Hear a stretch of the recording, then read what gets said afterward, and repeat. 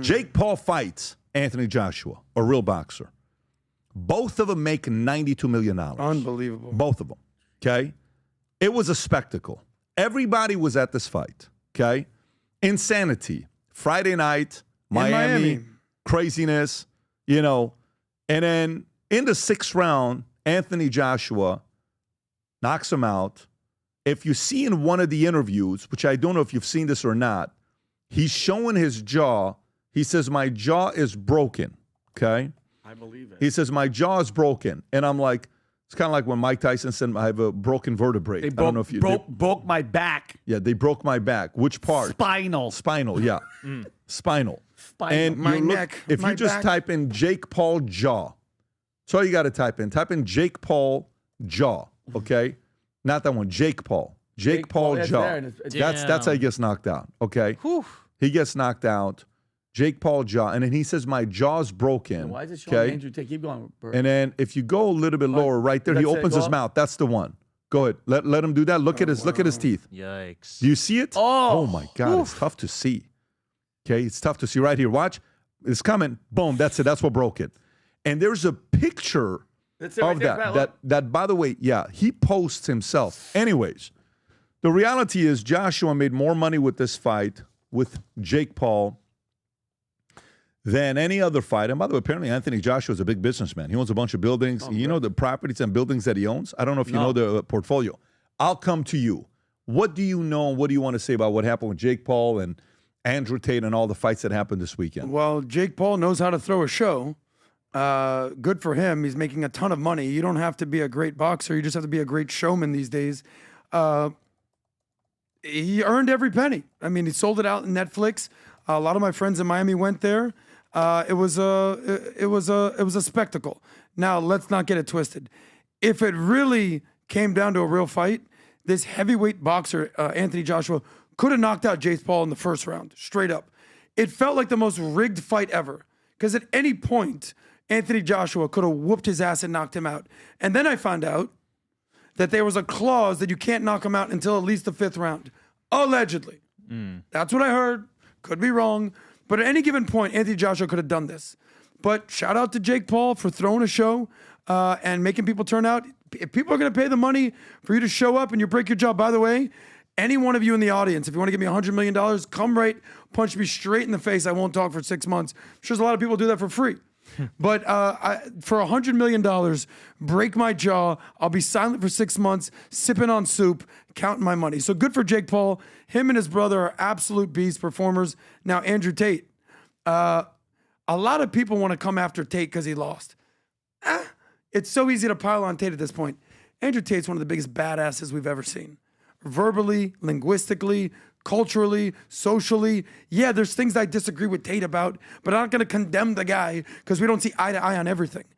Yes, it's not a good look that he lost to this whoever Love Island guy, but to me, how old is Tate now? He's probably 40? 39. Okay, he's 40. He's fighting a young guy. Okay, so that might lessen his credibility, so to speak. To me, Tate is a gangster in many ways than one, and I'm going to make a prediction. If you really want to sell things out, if you really want to break the internet, Jake Paul versus Andrew Tate, it's the height of social media culture. It's the height of what people want to see. For all that Anthony Joshua is great at boxing, he don't have the name recognition of Andrew Tate. I think the world would love to see a Jake Paul versus Andrew Tate. And if it was a boxing match, you're probably going to give it to Jake. And if it's a sort of an MMA thing, you give it to Tate. But I think the world wants to see that fight next. What do you think? Vinny. Listen, shout out to the business part, business savvy, him, his brother. I won't take that away. Congratulations. I love when you have an opinion, you're just a hater. No, I don't hate because I truly don't care. But I think this type of stuff delegitimizes boxing. That once like Conor, Floyd, all this money grab stuff, it takes away. Like I used to watch, I grew up watching Mike Tyson. Okay, Hagler, Hearns, Roy Jones Jr. Those were like, bro, that was like, oh my God, you were going to see a fight. These are content creators. This is a guy that was on Disney or Nickelodeon playing with sparkles, and now you're getting in a ring, which I think is, dude, he broke his jaw. He could have been, Adam, this could cause brain damage and kill you, and I don't care how much money you get. To me, It ain't worth it. Dude, if you hit him... Vinny, for $100 million, I'll punch you in the face right now. You'll take it. When we were growing up, didn't we hear this a lot? Would you let Mike Tyson punch you in the face once for $1 million?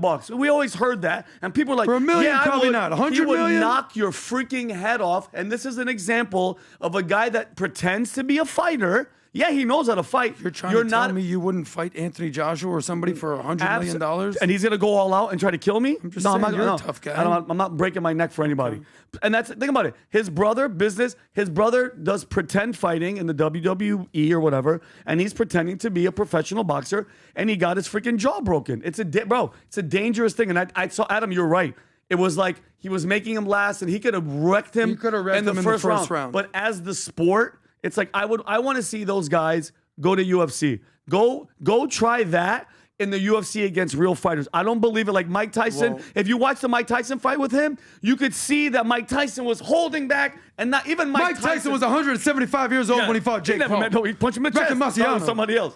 I'm just saying, though, I think it delegitimizes the sport. For real boxing fans out there, they hate this type of stuff. Let me tell you something, buddy. There's a reason that people watch this and not regular boxing, because regular boxing hasn't done a good job of promoting what you should be watching. Well, that's on them. Other than Tyson Fury, other than Ryan Garcia, who the hell do you watch in real boxing? UFC has taken the mantle of the sport everyone has to see. When Floyd Mayweather retired and Conor McGregor was the guy in the UFC, and it's gone down the list of all the greats at the UFC, John Jones, and the list goes on, UFC is now the greatest combat sport in the world. Boxing is relegated to Jake Paul versus whatever person he's fighting against. Yeah, 60-year-old Mike Tyson, bro. It's like, come on. I look at it the other way. This is actually making boxing relevant. If Jake Paul wasn't doing this, who the hell are you watching? I stopped watching boxing a long time ago. Quote unquote, Terrence Crawford. Terrence Crawford, was that his name? Yeah. He got beat up by Anderson Silva. No. He retired. The great boxer that beat. Oh, okay, yeah, my bad. I was thinking about the what's the Mexican dude? The Mexican guy. Canelo guy. Canelo. He beat Canelo. Oh my god. And then he beat. Sorry about that, Canelo. He beat Canelo, then retired. That's how bad he is with NBA. So, but my point is, you don't even know these guys' names. Nothing about sports. The point is, UFC has overtaken boxing, and I'll flip it on you. I think Jake Paul is actually making boxing relevant in an irrelevant sport. And I would love to see heavyweight greats like Tyson and Lennox Lewis and Riddick Bowe be out there doing shows. There used to be what's the guy? The Prince Nassim. Prince Nassim. He was incredible. Oh, he was a showman. And he knew how to fight. He knew how to fight. Knock your ass out. Yeah. This guy. Oh, my God. So we need more boxers like that. And the UFC does a good job of having guys with substance and style. Look at Patty the Batty. Yeah. Look at some of these guys. The guy who drinks a beer out of the shoe.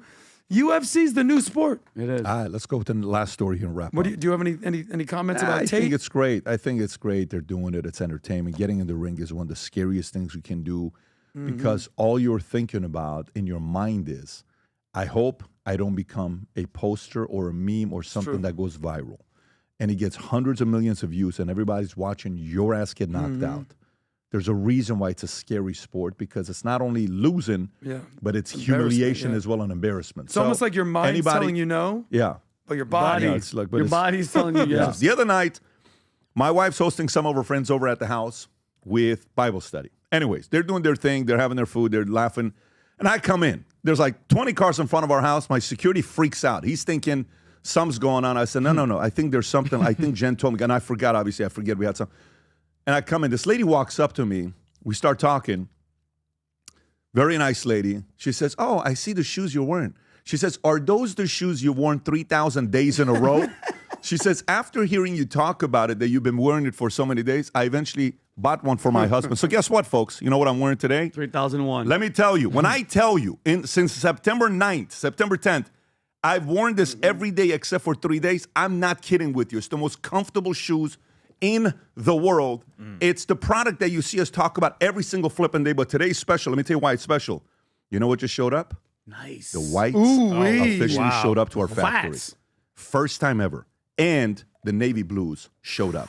What? First time ever. By the way, this is now on our 4th order because they sell out. So if you're somebody that's wondering why are people loving these FLB shoes, you may want to watch this video and find out for yourself and then go place an order for someone you love. But this white one just came. Absolutely sick. Look at the bottom of it with the FLB on the bottom. Watch this clip. and then we'll take you to VT Merch and we'll go from there. Go ahead, Humberto. To create a shoe that blends comfort, function, and luxury, we had the choice to make it fast. We had the choice to make it cheap. We chose neither. Instead, we chose Tuscany, Italy. We chose true Italian craftsmanship, each pair touched by 50 skilled hands. We chose patience, spending 2 years perfecting every detail, and we chose the finest quality at every step. Introducing the Future Looks Bright collection. Not rushed, not disposable, not ordinary. Rather, intentional, luxurious, timeless.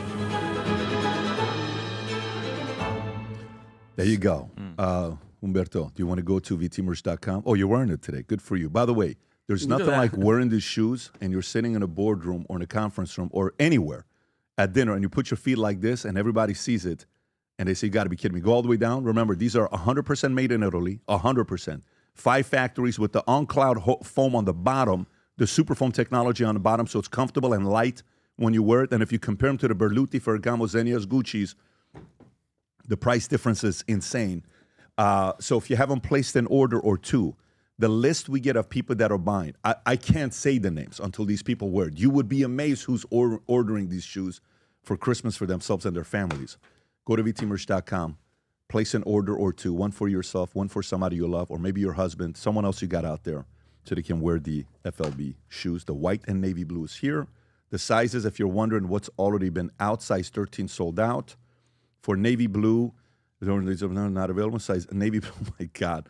It just goes very quickly, okay, on what sizes are there. But go place your order. It'll tell you when it's going to be delivered. If you enjoyed this video, you want to watch more videos like this, click here. And if you want to watch the entire podcast, click here.